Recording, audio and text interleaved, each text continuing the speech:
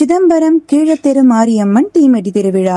இன்னைக்கு நம்ம வீடியோல கடலூர் மாவட்டம் சிதம்பரம் கீழத்தெரு மாரியம்மன் கோவில்ல நடக்கிற தீமிதி திருவிழா பத்தி தான் பார்க்க போறோம்.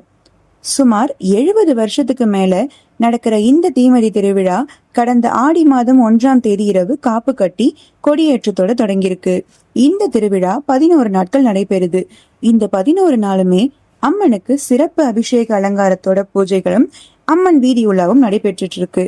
அது மட்டுமல்லாமல் பச்சைக்காளி பவளக்காளியுடன் கூடிய காளியாட்டம், திருத்தேர் உற்சவம் மற்றும் பாட்டு கச்சேரியோட ரொம்பவே பிரம்மாண்டமா இந்த திருவிழா நடந்துட்டு இருக்கு. 11வது நாளான இன்னைக்கு காலையிலிருந்தே பல ஆயிரக்கணக்கான பக்தர்கள் அங்க பிரதோஷனம் செய்தும் மாவிளக்கு போட்டும் சடல் போட்டும் காவடி எடுத்தும் அவங்களோட வேண்டுதலை நிறைவேற்றிட்டு இருக்காங்க. இந்த தீமிதியில உடல் நலம் முடியாத பக்தர்கள் அம்மனை வேண்டிக்கிட்டு உருவ பொம்மைகளை வாங்கி வைக்கும் வழிபாடும் நடந்துட்டு இருக்கு. விழாவோட முக்கிய நிகழ்வான தீமிதி இன்னைக்கு நடந்துட்டு இருக்கு.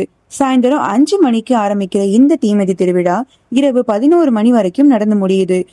தமிழ்நாட்டிலே அதிக பக்தர்கள் கலந்துகிட்டு நடக்கிற தீமிதி திருவிழால இந்த கீழத்தெரு மாரியம்மன் கோயில் 5வது இடத்திலையும் கடலூர் மாவட்டத்திலேயே முதல் இடத்திலையும் இருக்கு.